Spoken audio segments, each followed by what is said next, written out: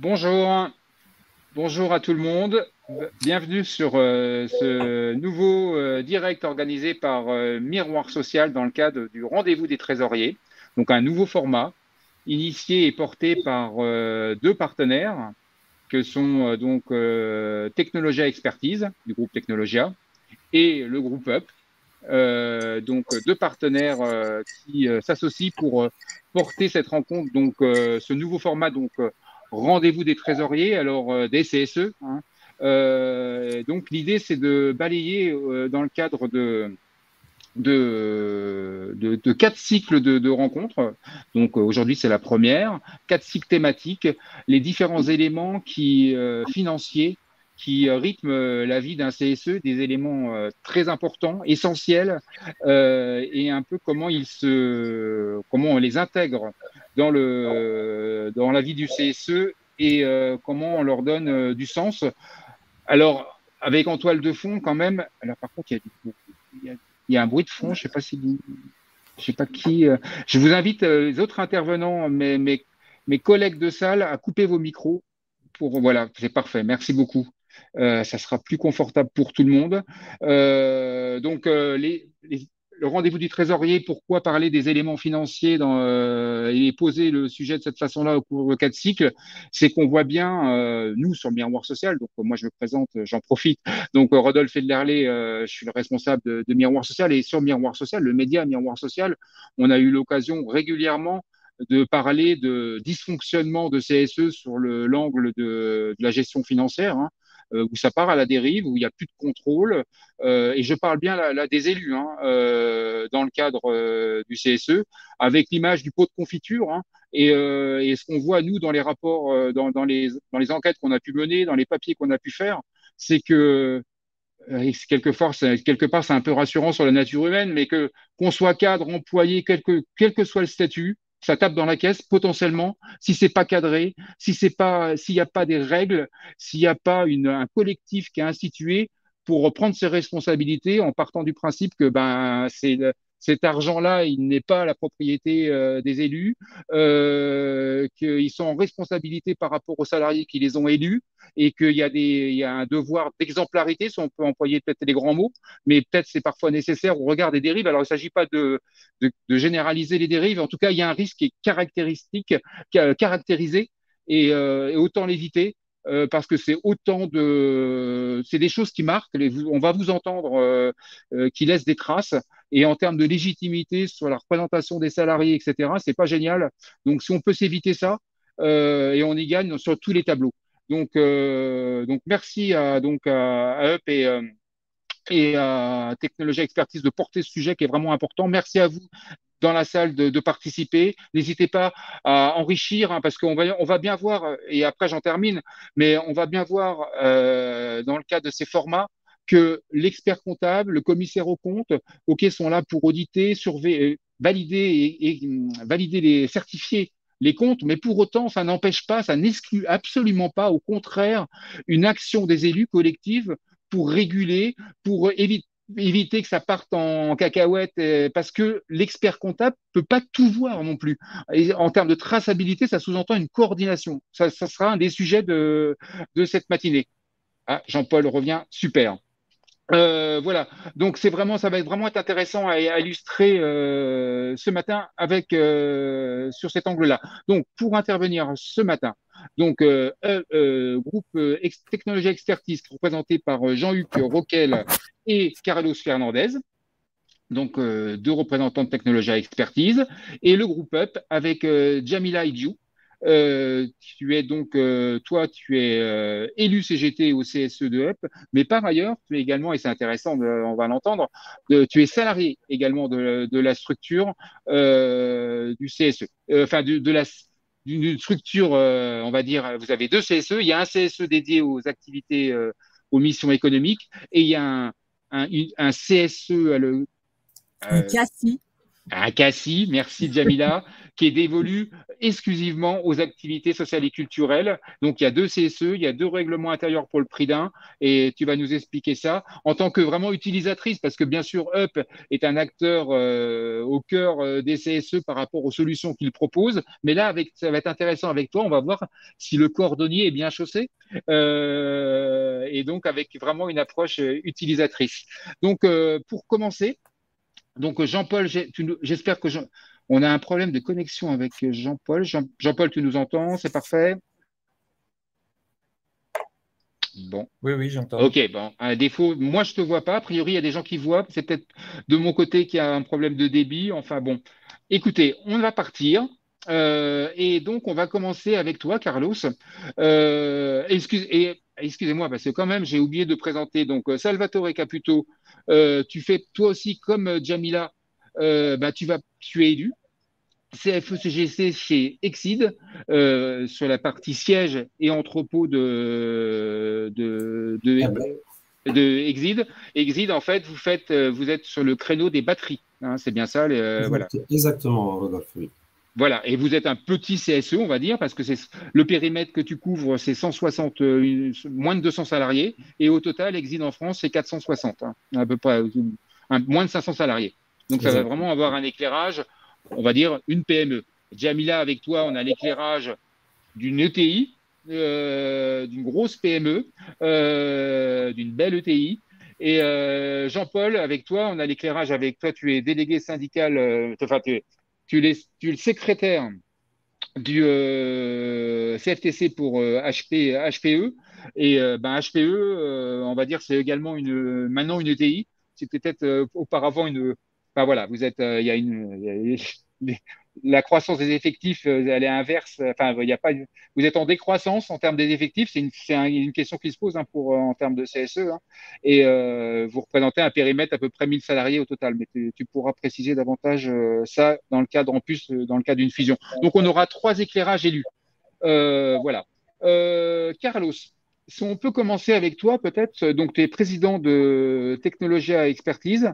Oui. Si on peut voir avec toi comment toi, vu de ta fenêtre, toi tu es par ailleurs commissaire aux comptes, le rôle d'un règlement intérieur, pour toi, comment tu le places par rapport aux missions qui vous intéressent et l'importance que tu y accordes, et pour toi, quels sont les points saillants à mettre en avant tout pour être pédagogique à l'égard des élus et accessoirement auprès des salariés par ailleurs.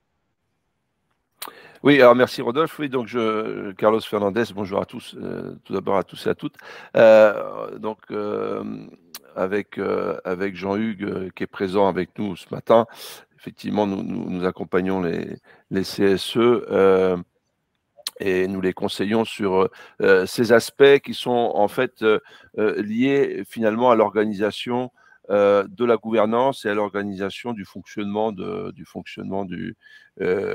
CSE. Nous, effectivement, nous intervenons plus particulièrement sur les aspects financiers, soit en tant qu'expert comptable, soit en tant qu'auditeur, commissaire aux comptes.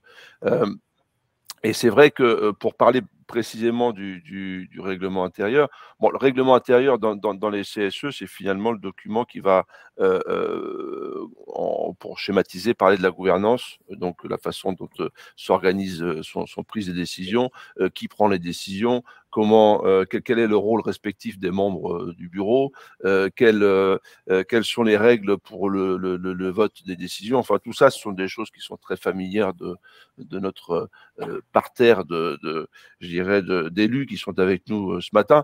La question, c'est en fait, une fois qu'on a dit ça, parce que le règlement intérieur, je pense qu'il est présent dans la plupart des CSE, c'est comment est-ce qu'on va un petit peu plus loin et comment est-ce qu'on décline ensuite on va un peu plus dans le détail de l'organisation finalement et on décline le fonctionnement en process, quelque part en procédures qui vont servir finalement ces procédures à être un petit peu le garde-fou par rapport au risque que tu évoquais, Rodolphe, et qui vont permettre ces procédures peut-être d'élaborer ce qui est très important justement pour éviter certaines dérives, de permettre du contrôle interne. Parce que nous, effectivement, on intervient, on est extérieur. Alors, comme tu le disais, effectivement, on ne peut pas tout voir, hein, quand on est expert comptable, quand on est commissaire aux comptes. On met en œuvre je dirais des normes de travail qui nous permettent effectivement dans les grandes lignes d'éviter des problèmes, c'est vrai, mais il y a quand même le rôle, je dirais, des élus et plus particulièrement des membres du bureau et plus particulièrement encore du trésorier, qui sont là pour être quelque part les garants du bon fonctionnement du CSE. Et donc là, on va parler de contrôle interne. Voilà. On va parler de contrôle interne et ce sont et c'est une notion, ce contrôle interne, qui va reposer sur alors le règlement intérieur, bien entendu, mais également sur des documents que nous allons pouvoir contribuer nous allons accompagner en fait les élus dans la rédaction de ces documents qui sont, on va pouvoir parler de manuel de procédure, en quelque sorte. Voilà. Manuel de procédure je dirais, dans cette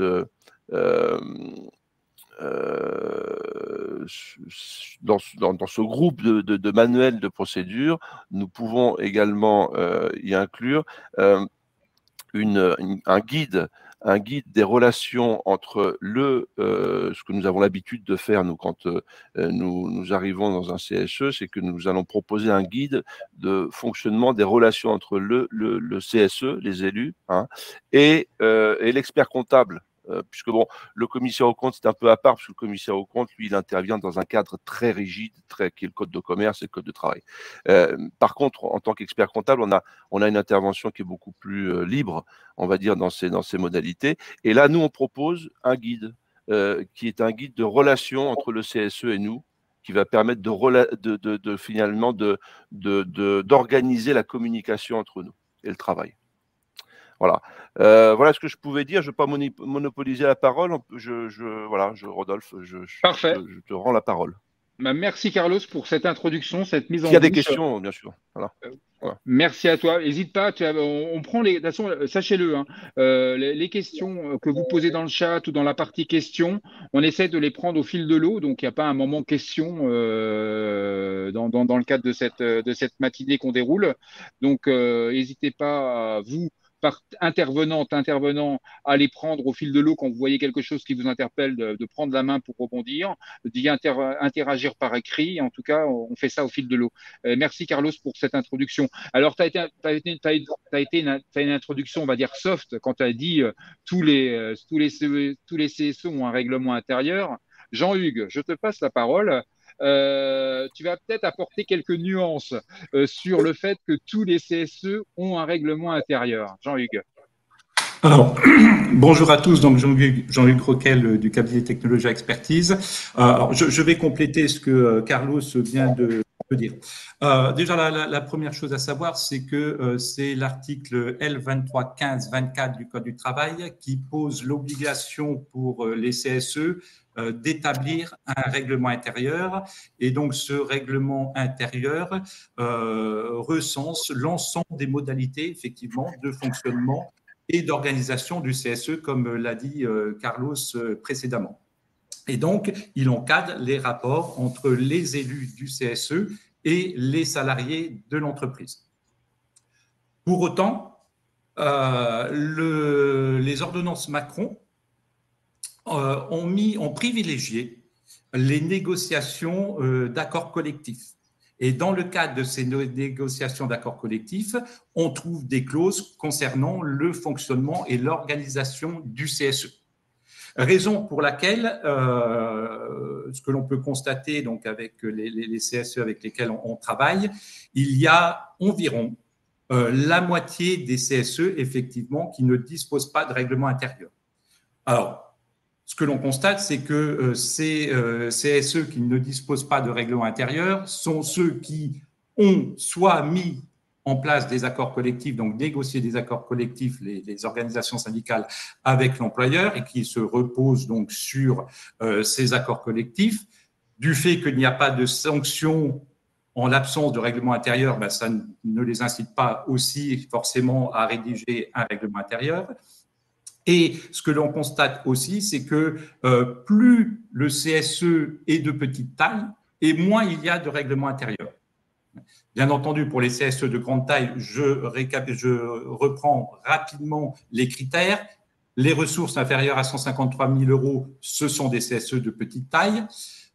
Tu disais tout à l'heure, Rodolphe, Exide, CSE Exide, petit CSE. Non, CSE de taille moyenne, plus de 153 000 €, mais ne dépassons pas des critères que sont le nombre de salariés, le total maximum de ressources de 3 100 000 et un total de bilan qui est de la moitié, 1 055 000.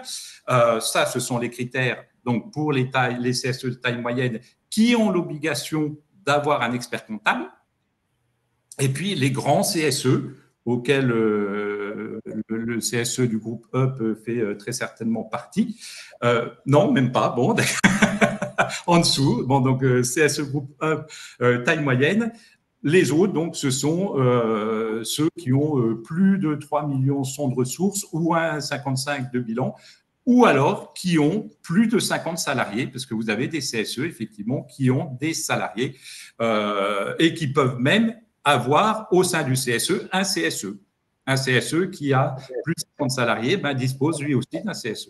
Voilà. Donc, ce qui est important dans le règlement intérieur, c'est que il y a des clauses qui sont obligatoires. J'en cite 2 ou 3. Dans les clauses obligatoires, parce qu'on va en revenir sur ces points-là en fin de webinaire, ce sont les règles relatives à l'arrêté des comptes annuels, les modalités d'établissement pour le secrétaire et le trésorier du rapport d'activité et les informations relatives à la commission des marchés lorsqu'il y a l'obligation d'en mettre une en place, ou encore lorsqu'il n'y a pas d'accord collectif, le fonctionnement de la commission santé, sécurité et conditions de travail. Et puis, vous avez des clauses facultatives, et parmi ces clauses facultatives, vous avez l'utilisation de la subvention de fonctionnement et l'utilisation de la contribution aux activités sociales et culturelles. Et c'est là où il est important, non pas de trop détailler donc chacune des activités sociales ou de l'utilisation du budget de fonctionnement, mais de définir quand même certains critères d'utilisation, les critères d'attribution aux salariés, qui va permettre effectivement ensuite au bureau et aux salariés de connaître ce à quoi ils ont le droit et, comme le disait Rodolphe tout au début, permettre qu'il n'y ait pas de dérive. Voilà. Et on va voir qu'il y a la possibilité de mettre en place effectivement des boucliers, notamment par l'intermédiaire du budget prévisionnel. Moi, c'est ce que je conseille régulièrement au CSE, de mettre en place des budgets prévisionnels pour l'année suivante, plutôt que de voter au coup par coup lors de chaque réunion plénière, et de présenter régulièrement ce budget prévisionnel par rapport au réalisé en cours d'année. Voilà, donc je ne vais pas plus loin, je vais laisser les autres intervenants. Jean-Hugues, une petite relance tout de même. Tu dis, voilà, il y a une partie, les petits CSE, ils n'ont pas de… Là, c'est eux qui principalement n'ont pas de règlement intérieur. En quoi il y a un lien avec le fait que et pour autant, des dérives, il peut y en avoir dans les petits CSE, mais également dans partout. Hein, il n'y a pas petit, grand, même combat.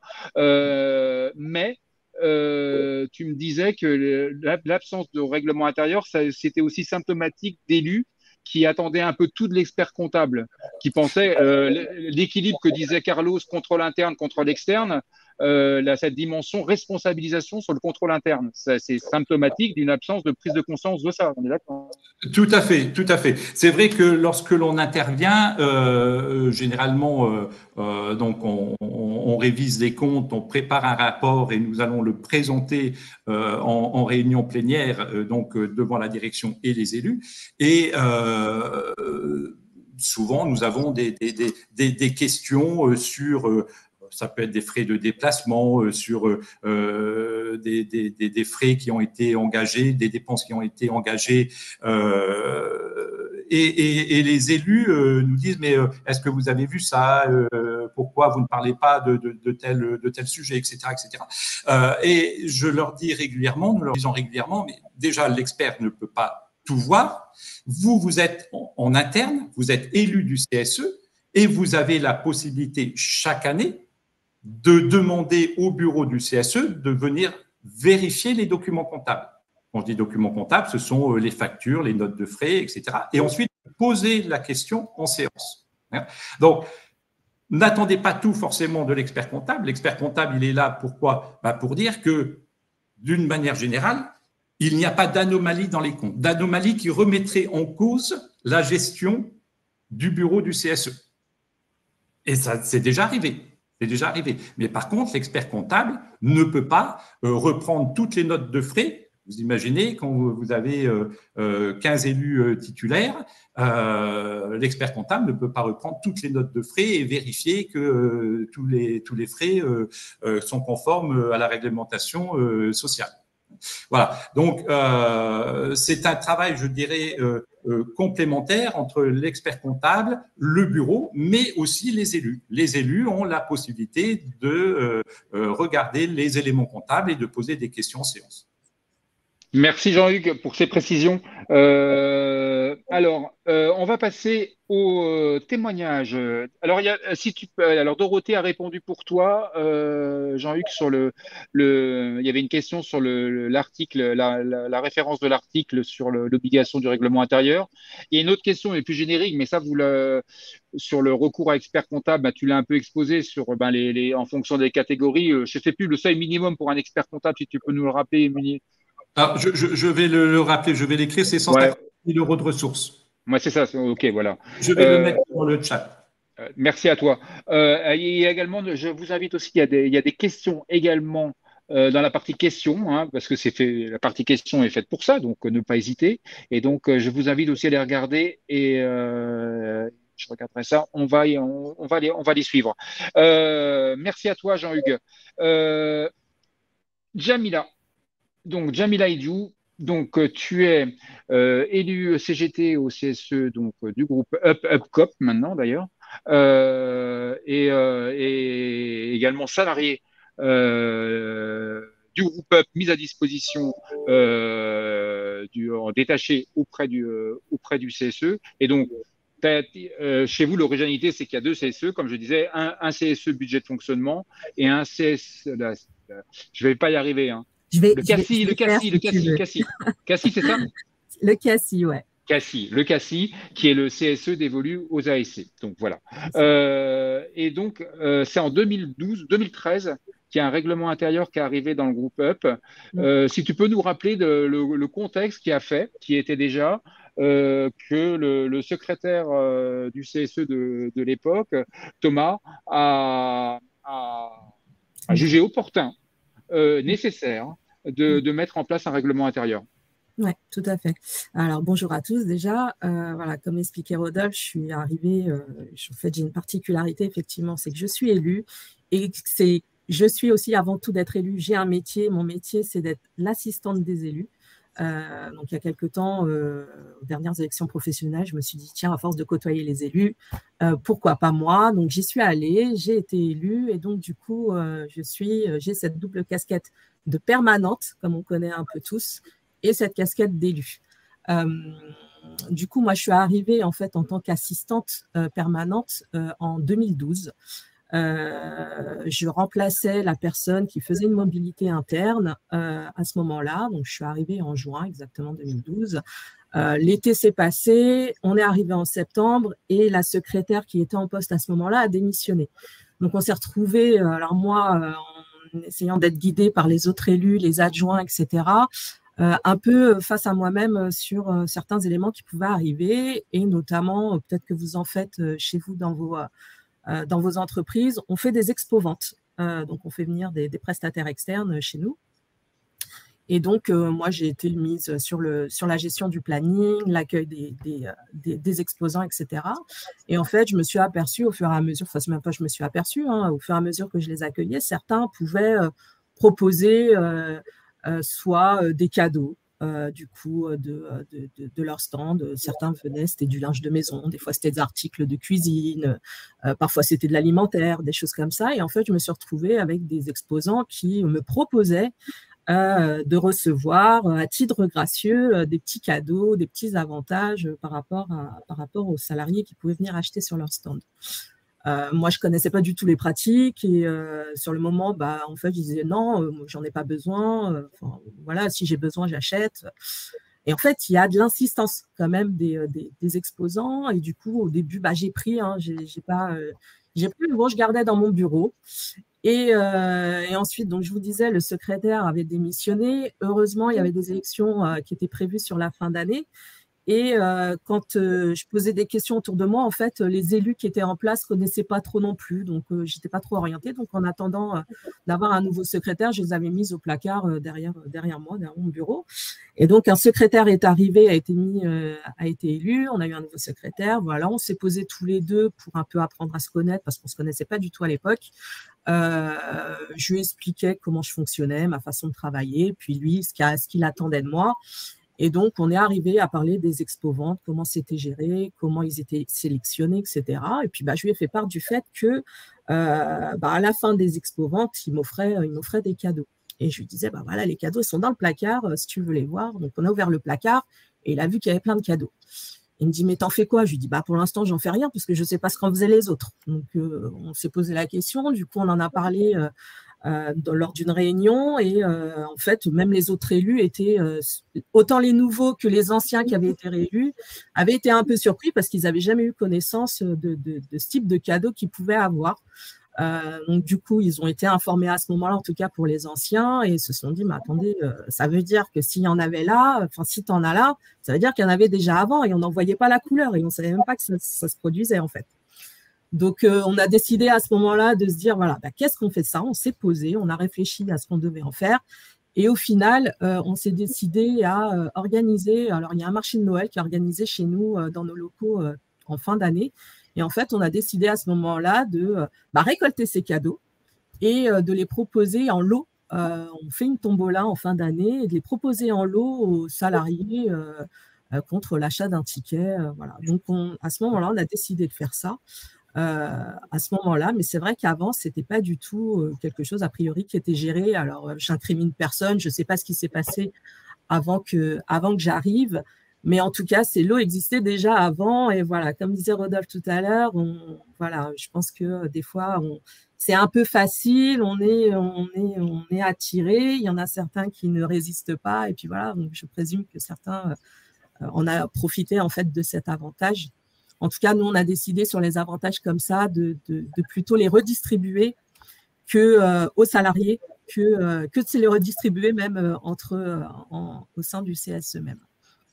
Merci, Djamila. Ça m'amène à la question, c'est, donc voilà, tu as parlé la problématique des expos, comment vous l'avez intégré. Vous avez intégré tout ça dans le règlement intérieur. Hein. Règlement intérieur qui a la spécificité, on ne le retrouve pas partout, de clairement poser la question des sanctions. Si en cas de manquement aux règles édictées, mentionnées dans le règlement intérieur, hein, par vote, etc., les choses sont clairement affichées. Vous avez intégré également la notion de double remboursement, de double validation, trésorier, secrétaire.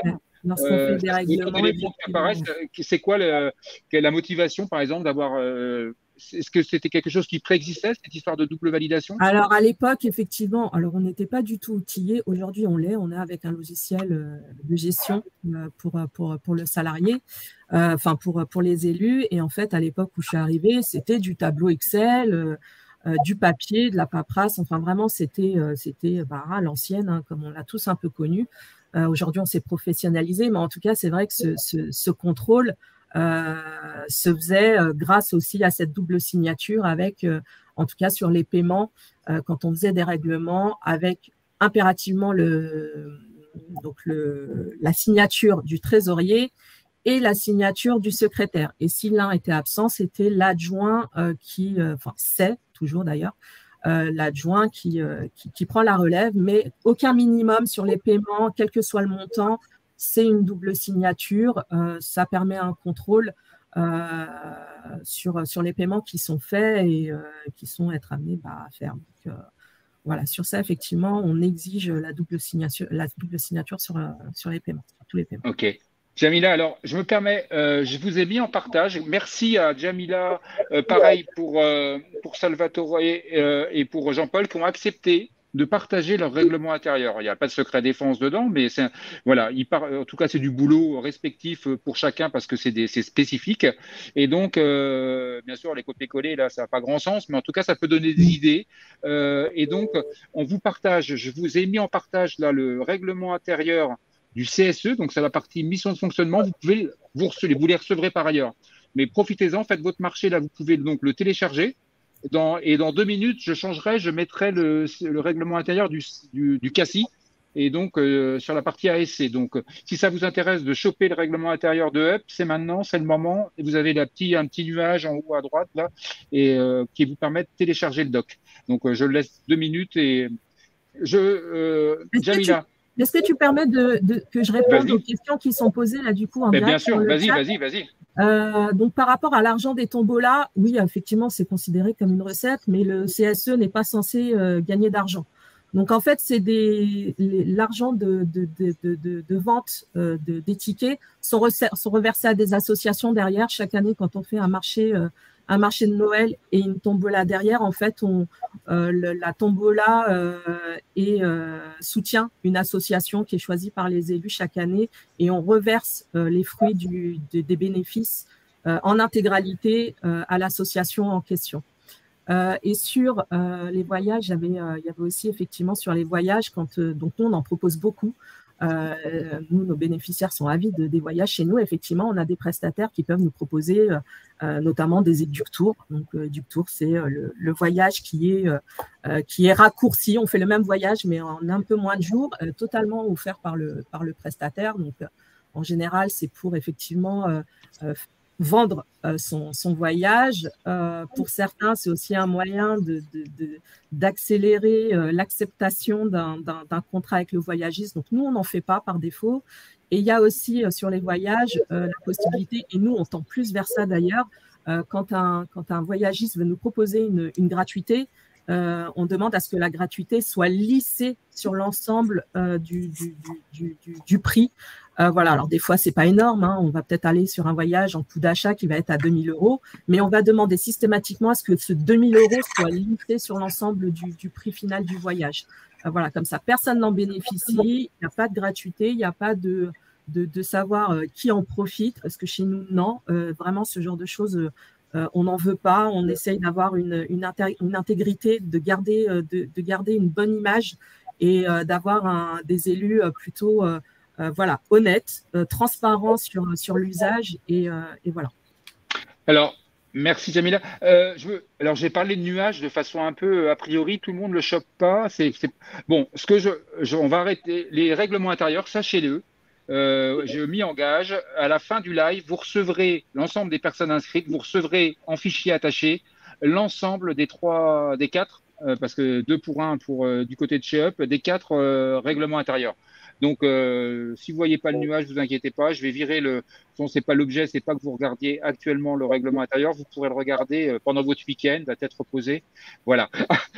Donc, j'enverrai ça. Il n'y a pas de problème. Jamila, tu m'expliquais pour terminer, c'est que donc vous avez 2 règlements intérieurs qui intègrent clairement les éléments financiers avec qu'est-ce qu'on peut faire, qu'est-ce qu'on n'a pas le droit de faire, les sanctions si on ne respecte pas, c'est très clair.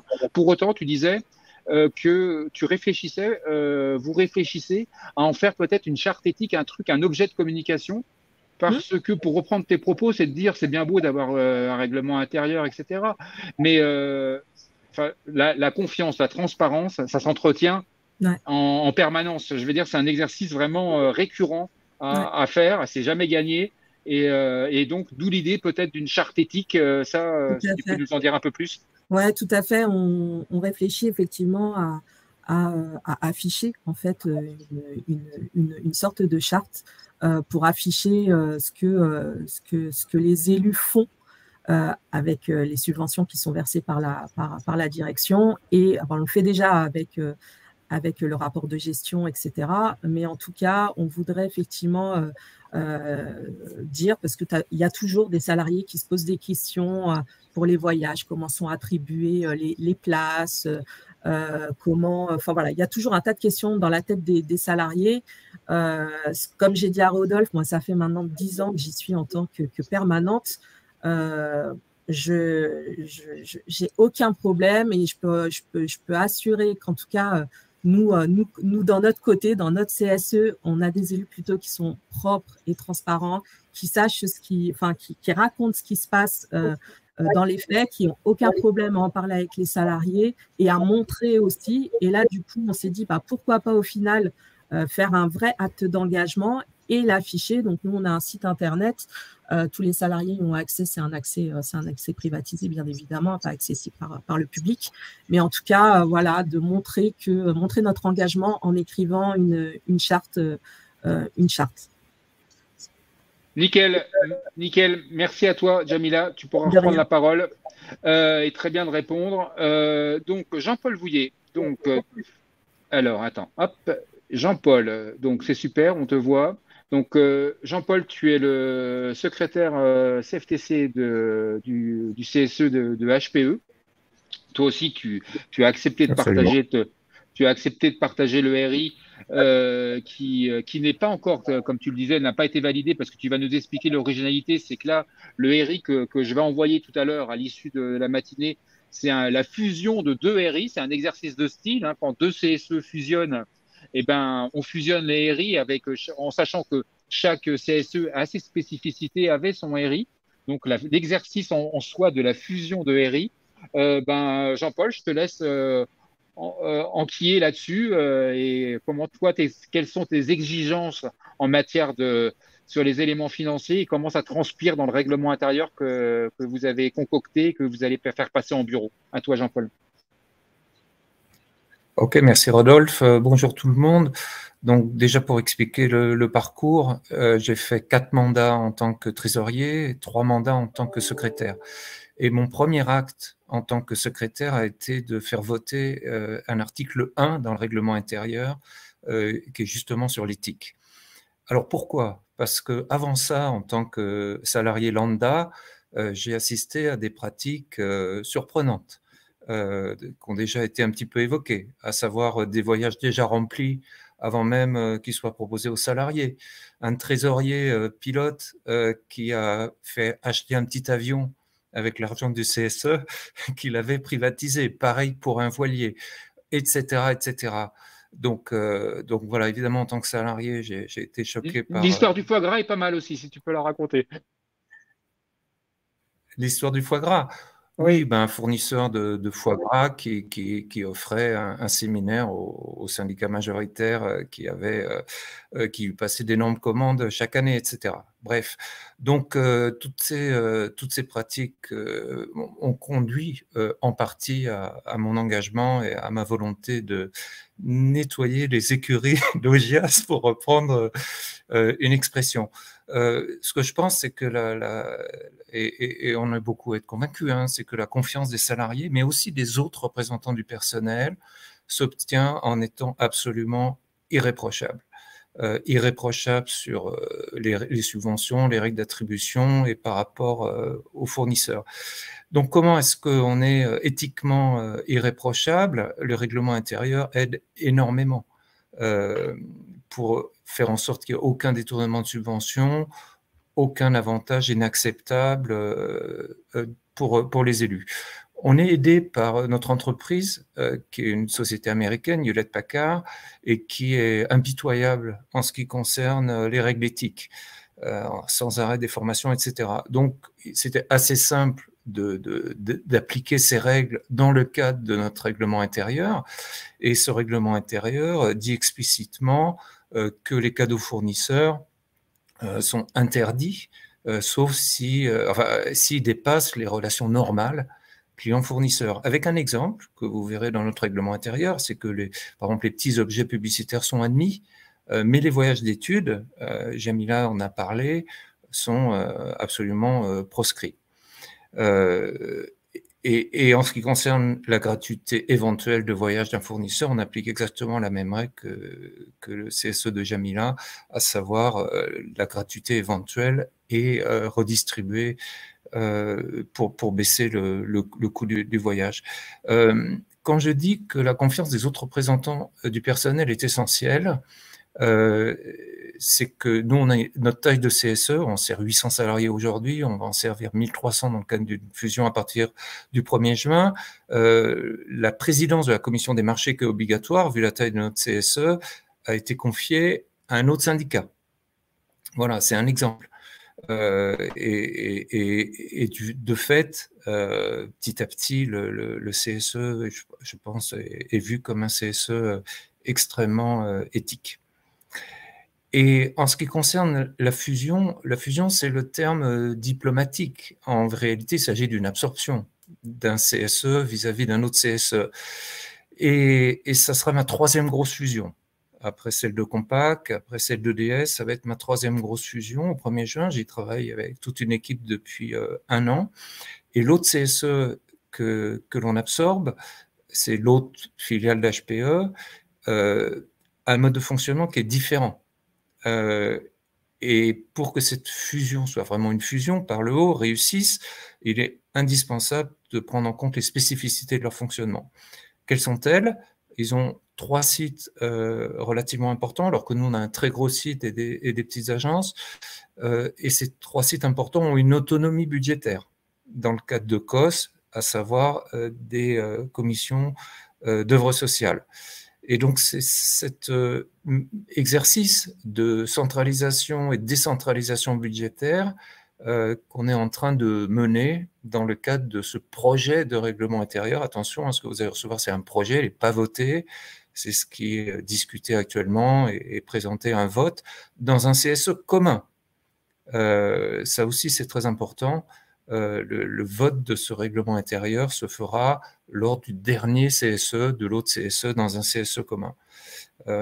Donc voilà, et toutes ces règles, ces fusions, à chaque fois, sont l'occasion d'enrichir le règlement intérieur tout en enrichissant aussi nos règles d'éthique. Voilà, Rodolphe, je ne sais pas si tu as d'autres questions. Moi, je n'entends plus, là. Excusez-moi, je parle tout seul. Excusez-moi, je parle tout seul. Oui, je projette le règlement intérieur au cas où quelqu'un verrait en haut à droite, il y a un truc. Normalement, je ne sais plus à quoi ça représente la signalétique, mais normalement, j'ai paramétré pour que vous puissiez le télécharger. Mais je confirme, je réitère que vous allez le recevoir par mail. Mais bon, a priori, est-ce que il y a le nuage. Il y a des gens qui voient le nuage. Bah voilà, quand même. Donc, je vais le laisser. Et je remettrai au fil de l'eau les. Donc, vous pouvez charger le projet de Jean-Paul. Hein. Voilà. Oui, alors, enfin, Rodolphe, juste si tu permets. Donc, j'ai dit, ce projet de règlement intérieur, c'est respecter. Enfin, c'est des règles de centralisation, de décentralisation, mais c'est aussi des règles de souplesse budgétaire. Et donc, c'est pour ça que. On a un budget qui existe, mais qui reste souple. Il reste souple parce que il faut que si un projet arrive en cours d'année, un projet collectif, parce que c'est ce qui est le plus dur à faire dans un CSE. La redistribution, c'est facile, mais le rôle d'un CSE, c'est de faire du collectif. C'est ce qui est le plus dur, ce qui prend le plus de temps. Et donc, pour privilégier les projets collectifs qui arrivent en cours d'année, qui n'ont pas été dans un budget prévisionnel, on a des règles qui font que jusqu'à 5 000 €, c'est le projet du mois de mai, le bureau décide, donc très vite, et dans le bureau, tous les syndicats sont représentés chez nous. Et puis, au-delà de 5 000 €, c'est un vote en plénière. Donc, en un mois, la décision d'un projet collectif absolument imprévu peut être prise. Et voilà, c'est un mélange de rigueur, de souplesse, de centralisation, et de confier aussi des postes de contrôle à d'autres syndicats. C'est ça qui fait que ça marche. Et ça va être intéressant, et je pense que Jean-Hugues, si tu veux intervenir direct, Jean-Hugues, là-dessus, l'importance d'un point que tu viens de souligner entre la décision qui va être prise en bureau et la décision qui va être prise en plénière en fonction du taux d'engagement, du besoin de financement. Je pense que c'est très important. Jean-Hugues, tu veux peut-être rebondir là-dessus d'ores et déjà sur cette importance, sur les rôles. Carlos en parlait, l'importance d'un règlement intérieur, c'est d'identifier qui fait quoi, etc., les rôles de chacun. Et l'importance d'avoir des décisions, pas simplement en bureau. Parce que, Jean-Hugues, après je te passe la main, parce que je pense que c'est intéressant de t'entendre là-dessus, c'est quand il n'y a pas de règlement intérieur, en fait, toutes les décisions vont se prendre en bureau, alors que certaines mériteraient de se prendre en plénière. Alors, Jean-Hugues. C'est effectivement ça. Généralement, lorsque je travaille avec les CSE, je leur rappelle les règles. Et les règles, c'est qu'un CSE fonctionne exactement comme notre démocratie. Vous avez un pouvoir législatif, un pouvoir exécutif, je mets de côté le pouvoir judiciaire, et puis vous avez des commissions. Le pouvoir législatif, dans un CSE, c'est ce que l'on appelle l'instance collégiale, c'est-à-dire les élus réunis, donc qui sont en réunion plénière et qui votent. Et ensuite, vous avez le pouvoir exécutif, qui est le bureau qui exécute les décisions prises par l'instance collégiale. Et comme le disait Jean-Paul précédemment, il faut qu'il y ait des règles, que ces règles soient bien comprises de tous, et que le trésorier et le secrétaire ne peuvent pas faire comme ils souhaitent dans la gestion du CSE. Donc, tout part de l'instance collégiale du CSE. Et ensuite, le bureau applique et présente une fois par an, donc lors des comptes annuels et du rapport de gestion de son activité, mais il peut le faire aussi régulièrement, notamment si c'est prévu dans le règlement intérieur. Il peut présenter des situations trimestrielles ou semestrielles de sa gestion. Très bien. Et là, tu fais une avance, sachant que je précise d'ores et déjà qu'en fin de live, tu présenteras un peu justement un point d'actualité en lien avec le sujet qu'on traite. Là, c'est sur la clôture des comptes. Et là, tu viens de l'illustrer. Le règlement intérieur peut avoir participé au processus de clôture des comptes et peut être acté dans le processus de clôture des comptes et pour l'éclairer au maximum. Merci. Simplement, j'interviens 30 secondes. La clôture des comptes, c'est une clause obligatoire dans le règlement intérieur. Ça doit y figurer obligatoirement. Et je réponds à Chantal qui indique qu'un syndicat est majoritaire et passe des points en force. Alors, c'est le système démocratique. Si effectivement un syndicat est majoritaire, après il y a un vote et effectivement c'est la majorité qui l'emporte. Pour autant, les points qu'il met donc au vote doivent correspondre à des choses licites. Voilà. Et à partir du moment où c'est licite, oui, malheureusement, c'est pas possible de faire autrement. Ok, parfait, merci. Jean-Paul, je te redonne la main sur. Excusez-moi, je te redonne la main sur justement, il y avait la question de Chantal. Mon CE est majoritaire, État qu'il écrase tout le monde et il donne aucune marge de manœuvre aux autres élus. Et ça, tu l'as dit toi-même et tu l'illustres bien. Et je pense que c'est un point important à te faire peut-être développer. C'est le règlement intérieur. Si ton approche du règlement intérieur, c'est qu'il doit responsabiliser l'ensemble des élus. C'est bien ça l'objectif avant tout du règlement intérieur. Et que tout le monde se sente concerné. C'est bien ça? Oui, et puis que l'éthique, la confiance soit pas un sujet de discussion, voilà, qu'il n'y ait aucun doute sur l'intégrité des élus. Voilà, donc ça s'est pas fait du jour au lendemain, hein, mais aujourd'hui, je suis secrétaire du CSE, mais mon étiquette CFTC n'apparaît pas. Je fais attention de faire en sorte que tout le monde soit traité de la même façon, que tous les élus qui ont une contribution à payer, quel que soit leur syndicat, puissent l'apporter, et le résultat de tout ça, avec un expert comptable qui a également la confiance de tous les élus, tous nos votes sont à l'unanimité. Mais ça n'a pas été simple. Voilà. Mais aujourd'hui, voilà, je suis assez content parce que ça se passe comme ça. Le système électoral fait qu'il y a une forte concurrence entre les syndicats, c'est comme ça. Mais néanmoins, il y a moyen de travailler intelligemment ensemble, mais beaucoup de CSE, je le comprends, ne sont pas dans ce cas de figure. Autre chose peut-être que je pourrais rajouter, c'est que dans le cadre de la souplesse budgétaire, tous les 6 mois, il est présenté un point d'étape budgétaire. Ça permet de mieux préparer le budget suivant. Sinon, si c'est tous les ans, c'est pas possible. Et d'autre part, on est obligé d'engager des projets sur 2024. Alors que le budget 2024, notre année calendaire, n'est pas encore connu. En plus, on a des élections en novembre, donc c'est le nouveau CSE qui déterminera le budget 2024. Mais on fait des votes sur 2024.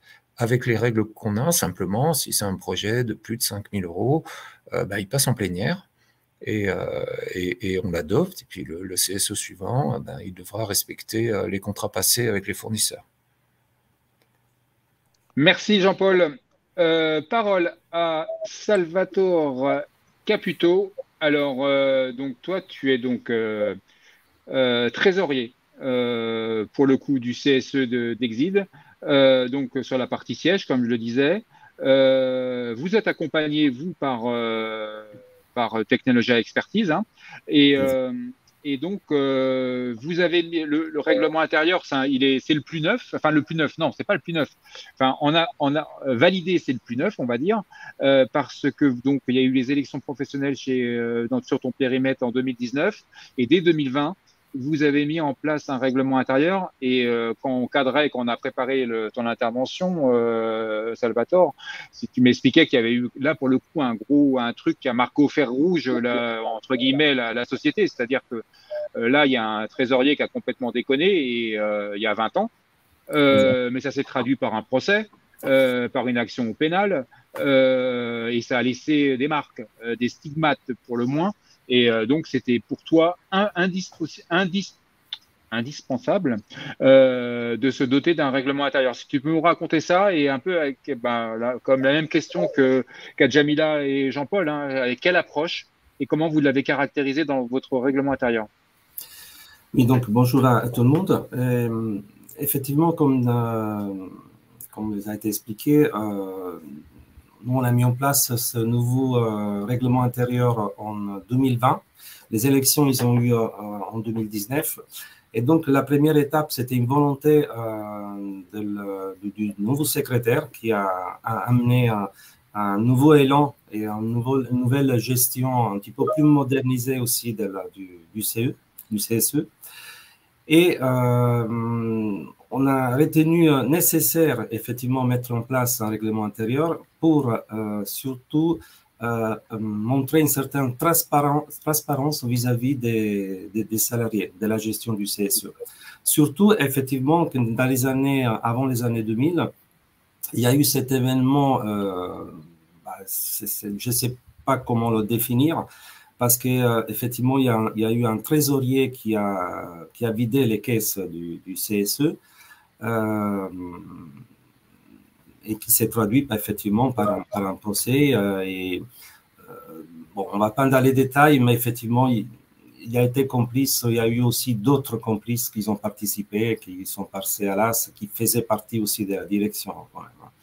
Donc, c'était quelque chose qui nous a marqué fortement. Et donc, on a retenu opportun de mettre en place ce règlement intérieur qui est, pour moi, c'est qu'un début, parce qu'un règlement intérieur, il faut faire vivre, il faut l'améliorer avec les changements de situation. Mais déjà, c'est un premier pas qui permet de figer certaines règles et que les salariés soient conscients que les subventions qui sont versées, que c'est leur argent, que c'est pour eux, est distribué correctement sans qu'il y ait des abus. Donc, pour ça, dans ce règlement, on a prévu effectivement, pour bénéficier de certains avantages, des formalités, donc des pièces justificatives en original, des factures, qui peut bénéficier, qui ne peut pas bénéficier des avantages, etc. Donc, comme je disais, c'est quelque chose qui doit vivre. Et nous, on a une politique avec cette nouvelle équipe qu'on a créée de transmettre et d'informer les salariés que les élus du CSU, ce n'est pas des personnes qui sont planquées, parce que dans le passé, il y avait comme dans plusieurs CE, il y a cette façon de penser que c'est des personnes qui sont planquées, qui sont là pour faire rien, qui profitent du système, etc. Et donc, on tient beaucoup à de transmettre aux salariés, d'être assuré, d'être transparent avec eux, et surtout avec la communication, en utilisant aussi des outils qui aujourd'hui ils sont à disposition, comme par exemple un site internet ou un groupe de WhatsApp, de façon que les salariés sont au courant de qu'est-ce qu'on fait, comment on gère leur argent. Salvatore, sinon, dans le règlement intérieur, je me permets de rebondir sur.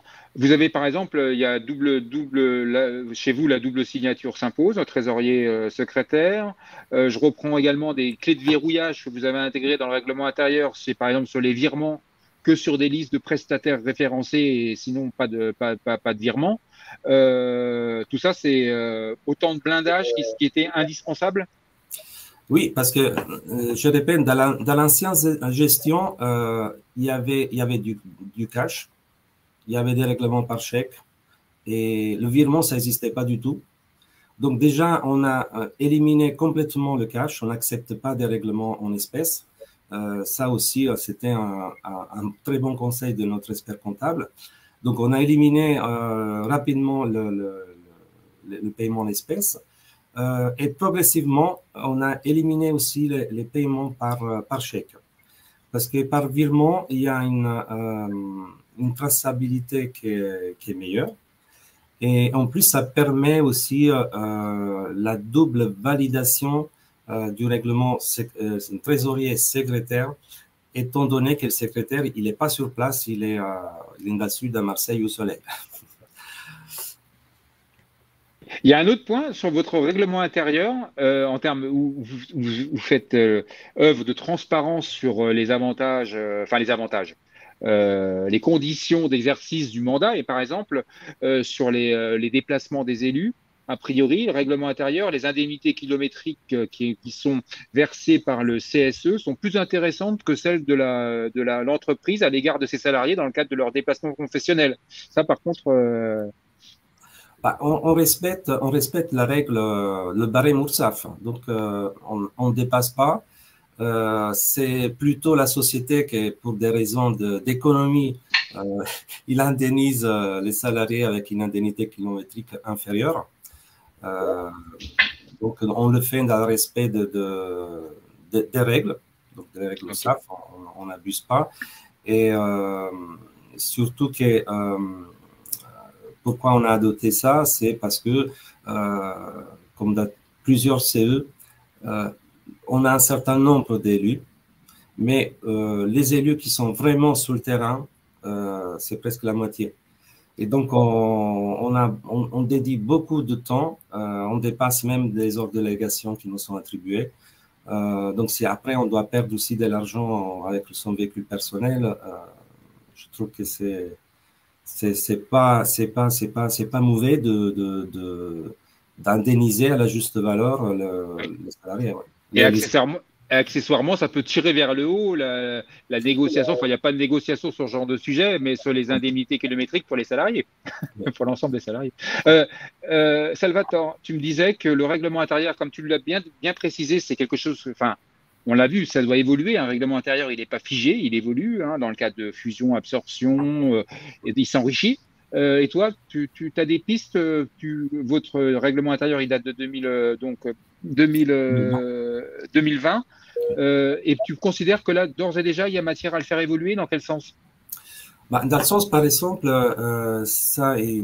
il est présent déjà, il est indiqué dans la copie que j'ai transmise, mais par exemple, dans la prochaine réunion, on va essayer de préciser, quand on fait appel à des prestataires extérieurs, que le choix soit fait au moins sur un minimum de 2 prestataires. C'est fait aujourd'hui déjà, mais ce n'est pas formalisé dans le règlement intérieur. Donc, quand par exemple, on doit organiser une animation pour les salariés, on fait appel à plusieurs prestataires. Aujourd'hui, on reçoit les devis, c'est discuté au niveau des élus et ensuite c'est voté en séance plénière à la réunion du CSE. Aujourd'hui, on le fait, mais ce n'est pas formalisé dans le règlement. Donc, ça, on va l'insérer, on va le faire voter pour le prochain CSE au mois de mai. On ne vous entend pas là. Écoute, excusez-moi. Merci à toi. Merci de ton intervention. Et je passe la parole à Jean-Hugues Roquel. Donc, Jean-Hugues, petit rebond sur, on en a un peu parlé en introduction sur l'expert comptable, il ne peut pas tout voir, et la nécessité du contrôle interne. Si tu peux nous illustrer ce que vous ne pouvez pas voir, par exemple, des choses concrètement, sans les élus, vous êtes en difficulté, ou alors sans une bonne coordination avec les élus, vous passez à travers. C'est quoi? Alors, effectivement, l'intervention de l'expert comptable est quand même d'essayer de voir la majorité des anomalies qui pourraient se produire. Ce que l'on fait, soit on n'intervient que pour la révision des comptes, c'est-à-dire qu'on ne saisit pas les comptes, on ne fait que réviser les comptes et donc on contrôle des pièces justificatives, mais pas toutes. Généralement, on le fait, c'est ce qu'on appelle la méthode des sondages. On sélectionne au hasard des factures et on demande au trésorier de nous les sortir pour vérifier. Donc, généralement, ce qui peut arriver, c'est dans les frais, par exemple, dans les frais de déplacement, on demande à ce que soit indiqué la date du déplacement, l'objet du déplacement, s'il s'agit d'un déplacement au titre du budget de fonctionnement ou au titre du budget des ASC. Et puis, après, il y a toutes les règles fiscales. Donc, nous ne sommes pas là pour aller vérifier que l'élu qui indique sur sa fiche de frais une date de déplacement, nous ne sommes pas là pour aller vérifier que s'il a mis que ça concernait le budget des ASC pour se rendre à tel endroit, qu'il sait bien que ça concerne bien cet objet-là. Donc voilà, c'est des choses sur lesquelles on ne peut pas voir. En revanche, les autres élus, en venant contrôler les pièces justificatives, peuvent avoir la main dessus. Voilà. Et peuvent se dire, c'est pas possible, ce jour-là, non, cet élu-là n'était pas à l'endroit qu'il indique. Voilà. Donc, il s'est fait rembourser des frais qui ne correspondent pas à cet objet-là. Voilà. Donc, ce sont le genre de choses que l'on ne peut pas voir. Après, il y a des choses que l'on voit, quelques exemples, puisque Jean-Paul a cité une anecdote tout à l'heure, moi je peux en citer aussi beaucoup.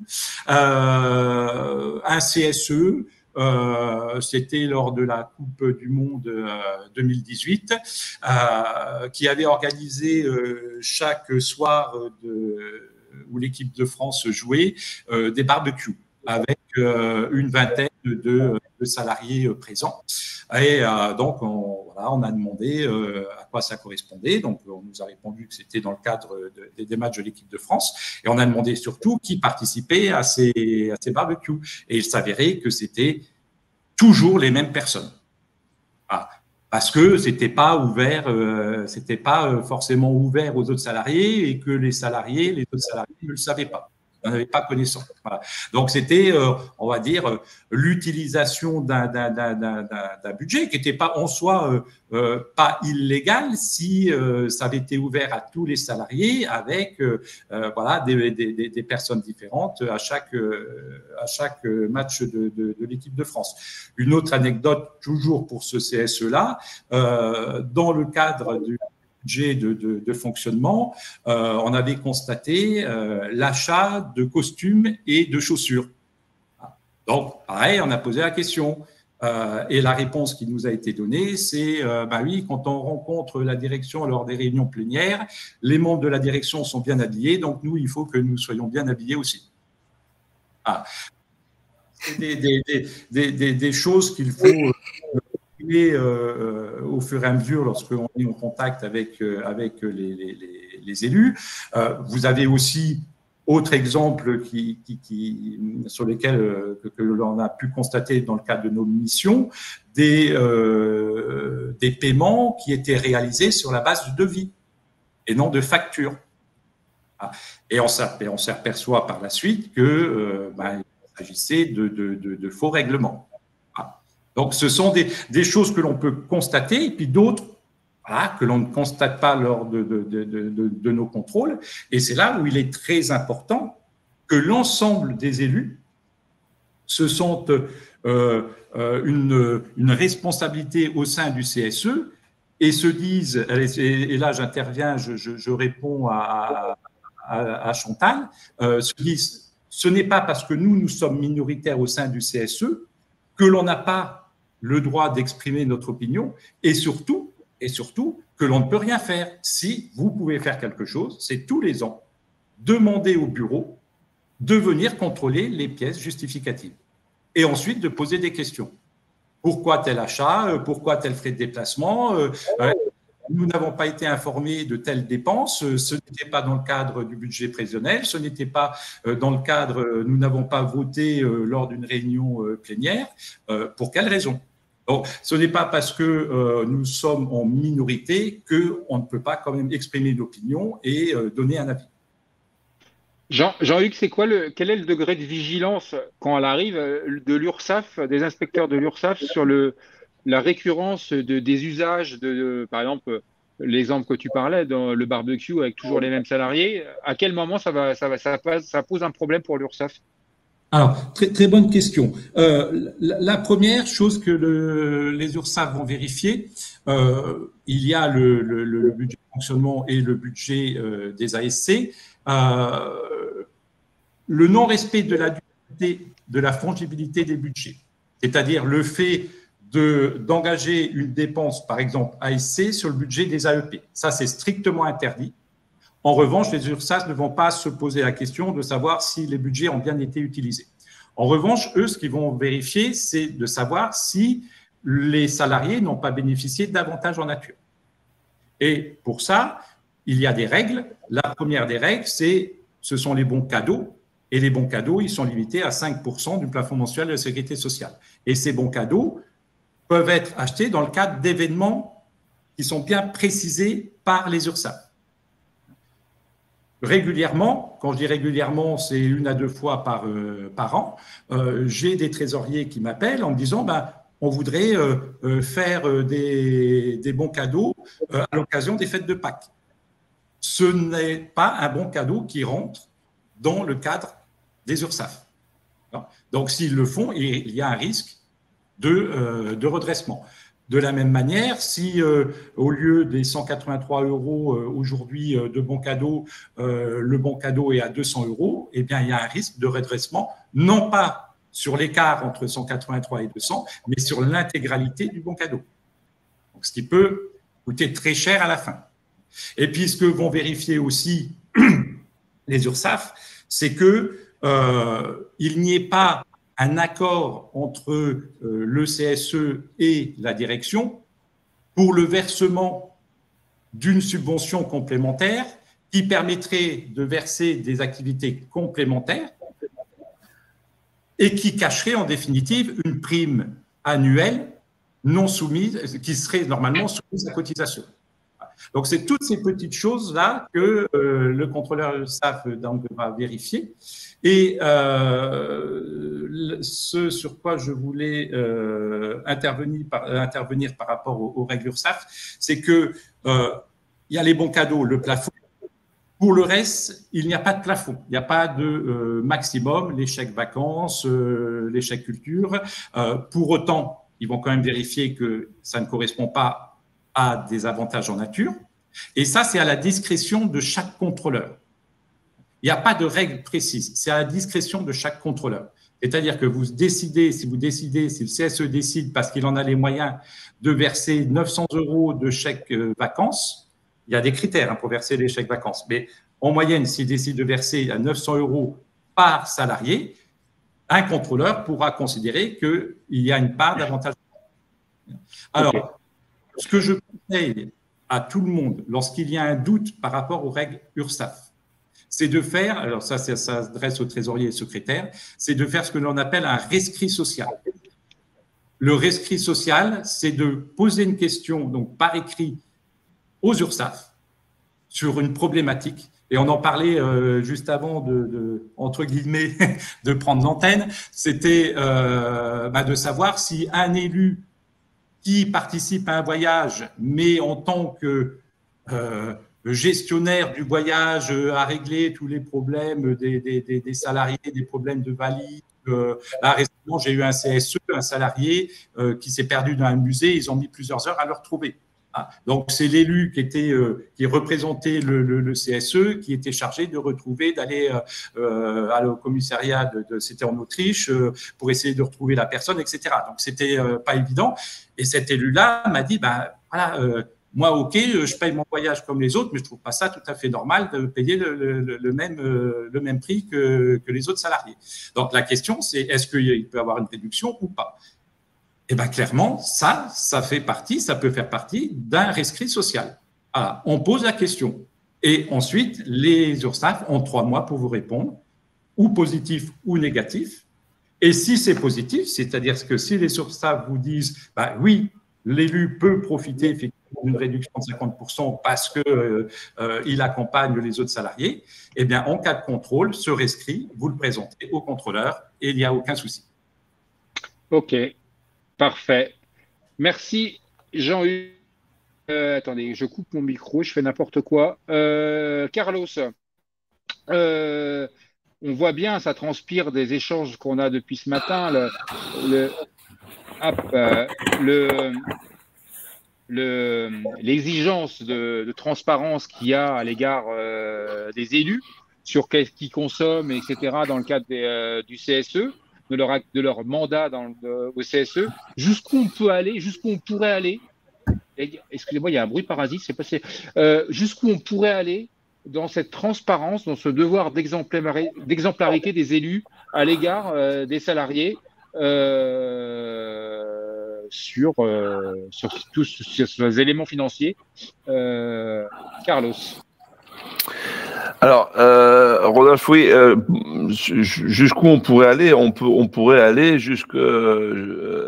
jusqu'au point qui serait convenu dans le règlement. Je refais la boucle avec le règlement intérieur, qui serait convenu dans le règlement intérieur. Finalement, ces questions d'éthique et de transparence ont tout à fait leur place dans le règlement intérieur, et jusqu'où on peut aller, ce serait présent dans le règlement intérieur, justement, comme le disait tout à l'heure Jean-Paul, puisque j'ai cru comprendre qu'effectivement, dans leur règlement intérieur, vous aviez fait une place importante, en tout cas, vous avez fait une place à l'éthique dans ce règlement intérieur.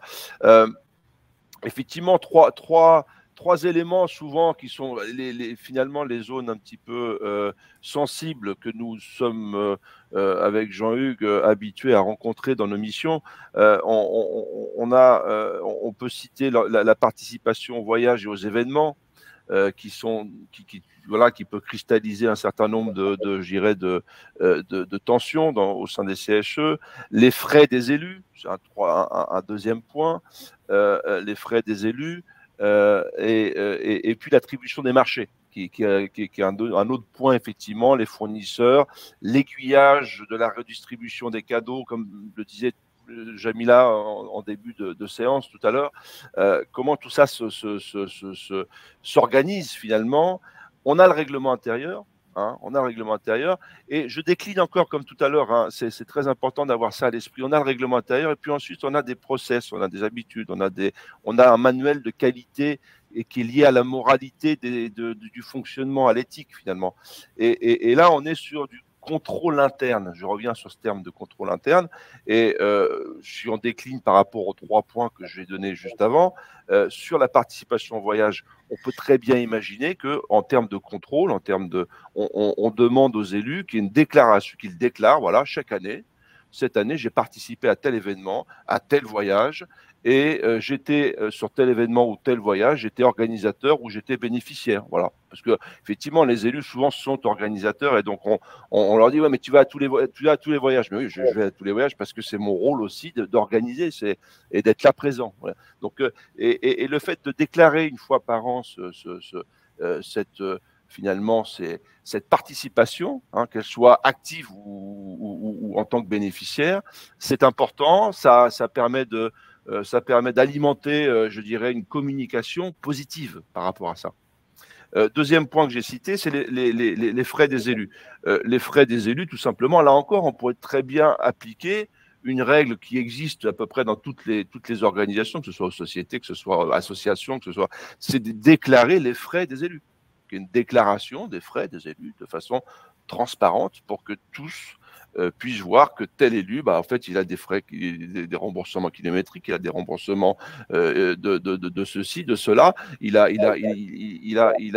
allé acheter une imprimante pour le fonctionnement du bureau, il a été remboursé. Voilà, une règle de transparence vis-à-vis de ses frais. Troisième point que j'ai cité, c'est l'attribution des marchés et le fonctionnement avec les fournisseurs. Là aussi, des règles de contrôle interne basiques peuvent être mises en place. On rencontre souvent avec Jean-Hugues, comment est-ce que déjà on va choisir les fournisseurs. Ensuite, une fois qu'ils sont choisis, comment est-ce qu'on va les payer? Un tout petit truc très, très, très utile, souvent, c'est on ne paye pas un fournisseur si on n'a pas obtenu un RIB. Et que ce RIB a été autorisé par le trésorier. Le RIB, une fois autorisé, donne la possibilité, la faculté de payer. Alors, bien entendu, c'est Salvatore, je crois qu'il parlait des virements. Bien entendu, privilégier les virements. Et du coup, avec aujourd'hui la possibilité de faire d'accéder au compte à distance, la possibilité aussi, donc, du coup, de demander obligatoirement à ce qu'il y ait 2 validations pour un virement.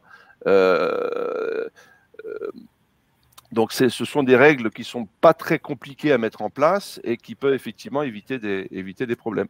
Je reviens sur ce que disait Jamila également par rapport aux fournisseurs et aux cadeaux. Organiser peut-être, sur un document, alors ça peut être le règlement intérieur, mais ça peut être un process interne, organiser la redistribution des cadeaux. Les cadeaux qui sont reçus de part et d'autre, comment est-ce qu'on les redistribue? Est-ce qu'on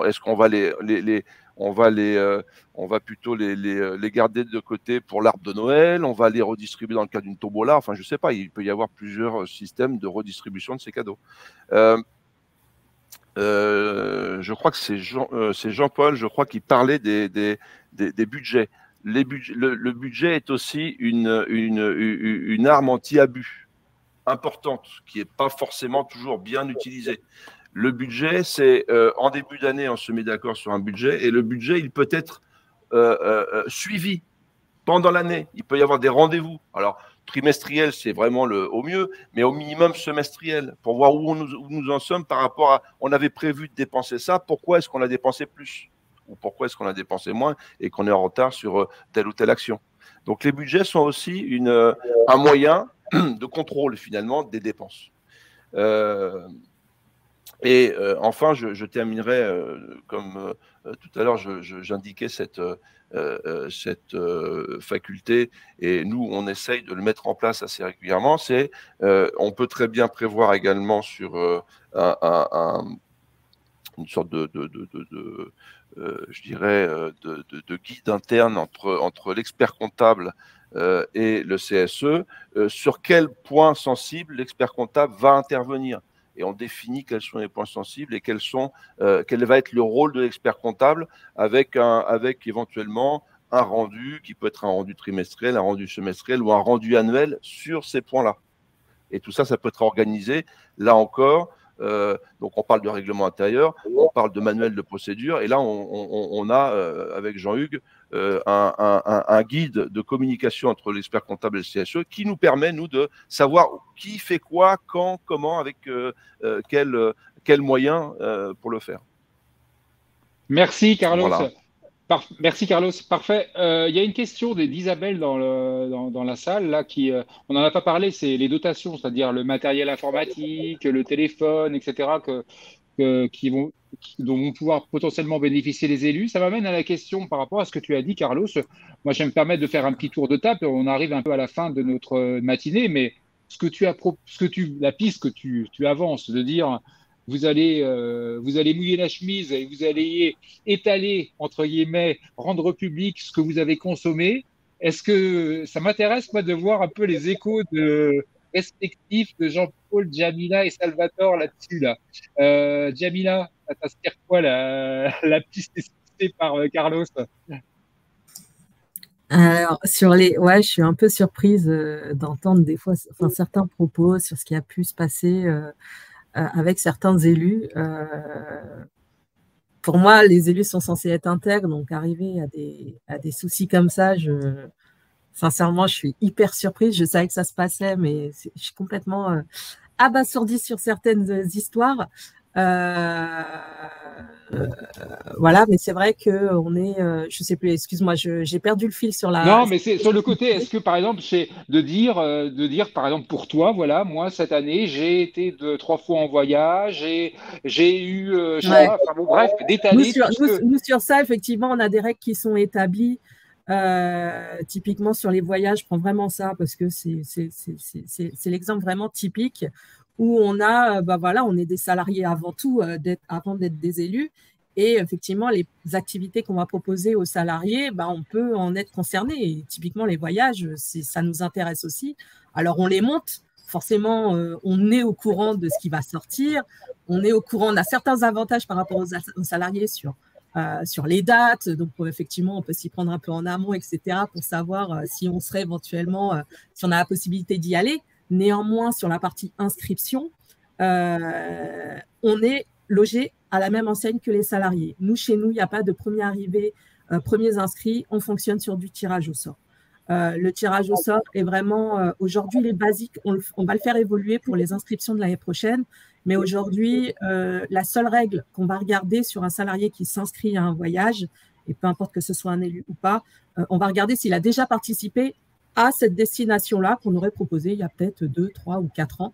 C'est la seule priorité qu'on ne lui donnera pas. S'il a déjà fait, on va proposer un New York. S'il a déjà fait New York il y a 2 ans, on ne le mettra pas sur la liste de priorité au niveau des tirs au sort. Mais s'il n'a pas participé, on fait une petite tambouille avec une petite macro automatique sur Excel, on appuie sur le petit bouton et puis ça nous lance les inscrits et puis on prend les 20, les 30 ou les 40 premiers en fonction du nombre de places de dispo qu'on a.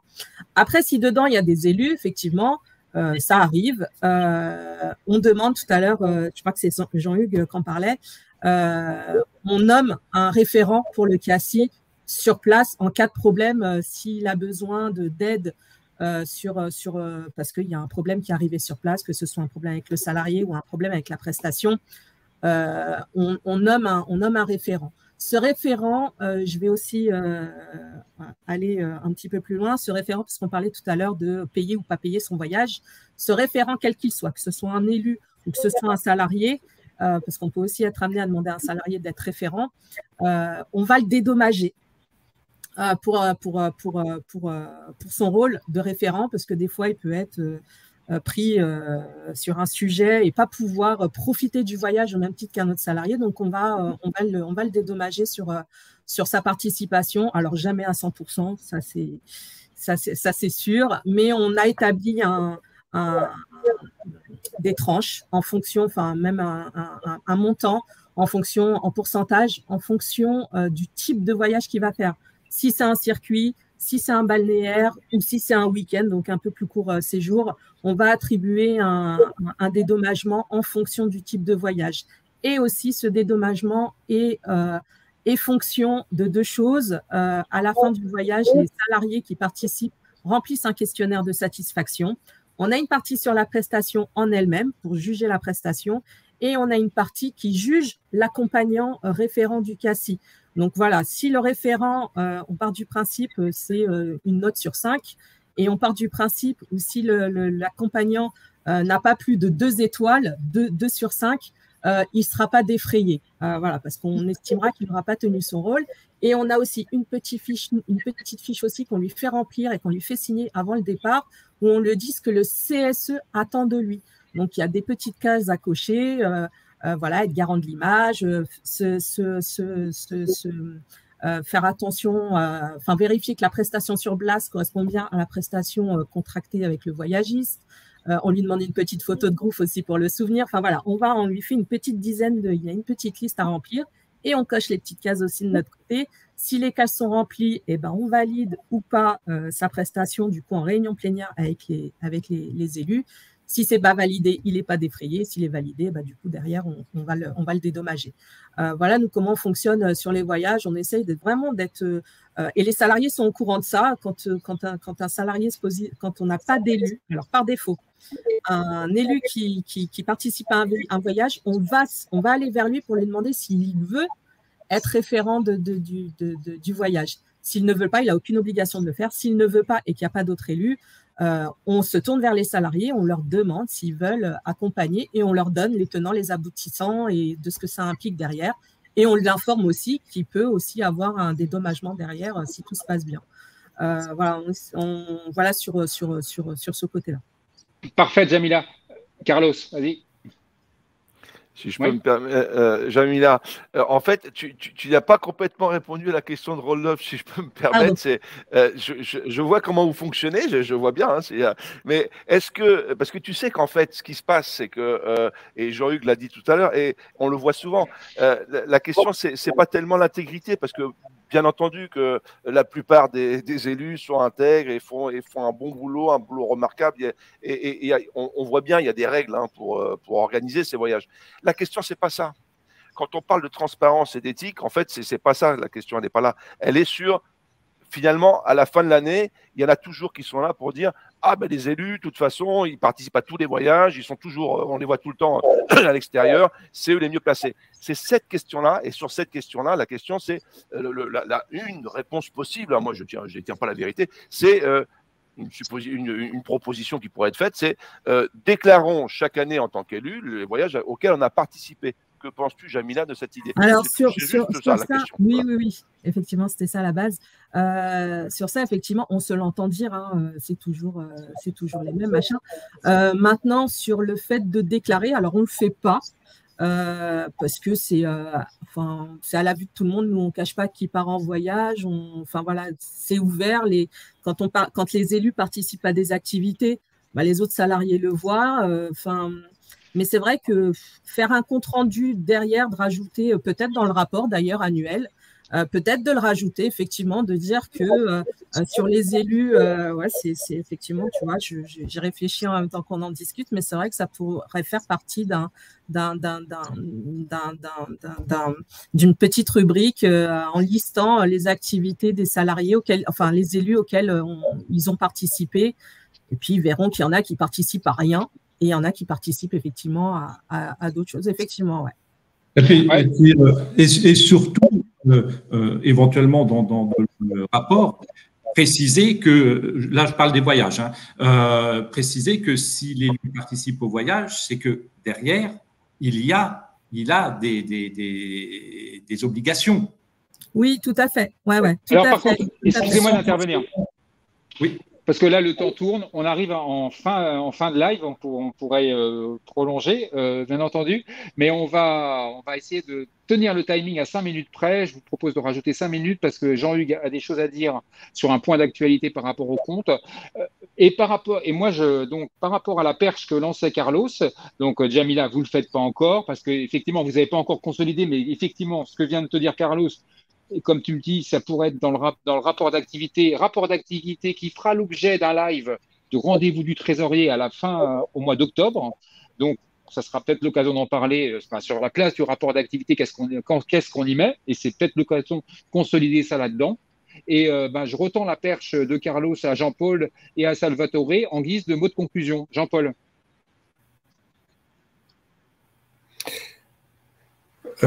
Déjà, les règlements. Oui, non, mais les règlements intérieurs qu'on a vus là sont obligés de s'ajuster aux spécificités de chaque CSE. Par exemple, nous, on a des permanentes, ce que beaucoup de CSE n'ont pas. À partir de là, on n'a pas besoin qu'un élu organise un voyage. C'est la permanente qui va faire.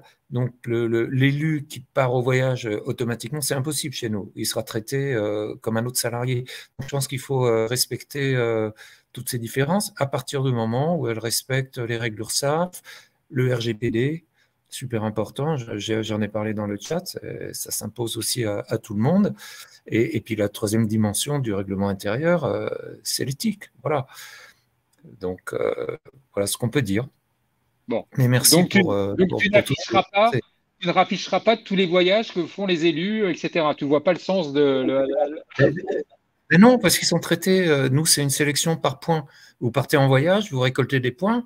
Moi, je me suis inscrit à des voyages, je n'ai pas été pris. Hein. Donc, il n'y a aucune nécessité de faire ça. Ok. Salvatore? Voilà. Oui, donc tous ces échanges ils ont été très, très intéressants et enrichissants. Et par rapport à la transparence, c'est notre cheval de bataille de cette nouvelle équipe. Moi, je serais pour effectivement faire apparaître dans le rapport de gestion s'il y a des voyages, les voyages qu'ils ont bénéficié les élus.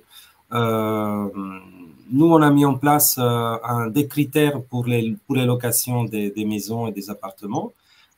Les élus ils sont soumis aux mêmes critères. Donc, si une année ils sont partis, la deuxième année ils ne sont pas prioritaires, ils partiront pas. Donc, on adopte les mêmes règles que parce que l'élu c'est un salarié comme tous les autres aussi. Donc, il doit aussi bénéficier des avantages du CE, mais sans en abuser. Et là, effectivement, le règlement intérieur il pose des verrous, mais effectivement, je suis d'accord avec M. Fernandez qu'il faut associer au règlement intérieur peut-être un mode de fonctionnement, un manuel, effectivement, qui peut servir aussi à l'expert comptable pour effectuer ces contrôles. Entendu. Merci Salvatore. Alors, on arrive à la fin de notre rencontre. Merci à vous pour votre participation. Et donc, le mot de conclusion, on va terminer comme ça. Et moi, je vous annonce que le 30 juin, le deuxième rendez-vous du trésorier, j'aurais pu le dire autrement, concerne la place de l'évaluation, la place des éléments financiers dans la qualité de service qui est rendue aux salariés par le CSE. Et donc, ça sera le sujet du 30 juin prochain. Jean-Hugues, pour terminer, si tu peux, là, dans le contexte actuel, le lien que tu fais entre, on en a un peu parlé, hein, sur on est dans la clôture des comptes, le point d'actualité, et comment on la prépare au mieux, où en sont les CSE, et pour faire le lien avec tout l'objet de la matinée, c'est que le règlement intérieur peut permettre de mieux préparer, de se mettre en position de mieux préparer sa clôture des comptes. Exactement. Donc, de toute façon, c'est une obligation, c'est une clause du règlement intérieur. Ça, le CSE ne peut pas y échapper. Et effectivement, il s'agit dans le règlement intérieur d'indiquer comment les comptes vont être arrêtés. Alors, soit par le trésorier, soit assisté par un expert comptable parce que c'est une obligation. À savoir que le CSE, donc le bureau du CSE, doit arrêter les comptes et surtout les présenter. Donc, présenter les comptes du CSE dans les 6 mois de la clôture des comptes. C'est-à-dire que pour le 31 décembre, clôture au 31 décembre, c'est au plus tard le 30 juin. Présenté en séance plénière. Et si il pourrait s'avérer que ce ne soit pas tenable, un problème informatique, de logiciel perdu, etc., il est toujours possible, pas au dernier moment, quelques semaines avant, de demander au tribunal un report de la présentation des comptes au mois d'août ou septembre pour permettre au CSE de finaliser correctement ses comptes. Parfait. Tu vois d'autres points, Jean-Hugues? C'est bon? C'est bon. Parfait. Bah, écoutez, il y a une question. Moi, pour terminer là-dessus, on parle de règlement intérieur, etc. Mais il y avait une question c'est Nathalie qui posait la question quelque part en toile de fond, qui posait la question de l'alerte, c'est-à-dire le devoir d'alerte quand un élu ou un salarié voit quelque chose déconne dans un CSE. Ben, et quand bien même les choses ont été formalisées, les règles, le cadre a été fixé dans le règlement intérieur, ben, le devoir d'alerte de salariés ou d'élus pour retirer, corriger le tir. Là-dessus, peut-être en mode conclusion, là-dessus, qui aura un truc à dire là-dessus sur cette alerte, ce besoin d'alerte, et qui est responsable de ça? Là, je vous lance une question un peu ouverte. Carlos, non? Tu parles par rapport au compte du CSE? C'est par rapport à une question qui est posée, là, j'en profite, par Nathalie, quand on voit quelque chose qui ne va pas dans le fonctionnement du CSE, qui est-ce qu'on alerte? Qu'est-ce qu'on met en branle pour que les choses soient corrigées? Si tu permets, Rodolphe, Oui. Rodolphe, tu m'entends? Oui, si tu permets, moi je conseille de faire une déclaration en plénière. Utiliser les plénières pour poser une question et ensuite, si besoin, faire des déclarations. Mais au moins, ce sera inscrit au PV. Enfin, on peut commencer par là. Voilà une première réponse. Déjà, demander à ce qu'un audit soit réalisé, un audit des comptes. C'est tout à fait possible. OK. Là, oui, la réaction, Jean-Paul, effectivement, c'est le premier réflexe, c'est effectivement d'en parler en plénière. Hein, ça, voilà, pour que ce soit inscrit et que ce soit formalisé sur le PV. Voilà, OK. Excusez-moi, je vous ai lancé là-dessus en voyant une question. Oui, mais ça va alerter la présidence aussi du CSE. Ils ont aussi une responsabilité. Donc la présidence du CSE sera alertée par la question. Bien sûr. OK, c'était une question qui est également posée, la responsabilité de la présidence du CSE. Mais en tout cas, le sujet est large. En tout cas, je ne vais pas continuer à vous faire déborder. On a bien débordé déjà. Merci à Up et à Technologia Expertise de porter ces 4 rendez-vous, dont c'est le premier. Merci à Salvatore, Jean-Paul et Jamila qui a été partenaire, mais à la fois témoignage terrain. Donc, tu as fait double rôle. Merci à toi. Merci à tout le monde. Merci pour vous dans la salle. Et je vous souhaite un bon week-end, a priori prolongé. Donc, bon week-end à tout le monde. Et à bientôt pour le prochain rendez-vous du trésorier. On a un live, si vous voulez voir, le 5 vendredi prochain sur un tout autre sujet. Ce sont les moyens d'information des CSE et des syndicats et comment on négocie le bout de gras avec les syndicats sur les moyens d'information. À bientôt. Bonne journée à vous et merci. Bonne journée. Au revoir. Et on se retrouve sur le lien que je vous ai mis en modérateur. À bientôt. Au revoir. Merci.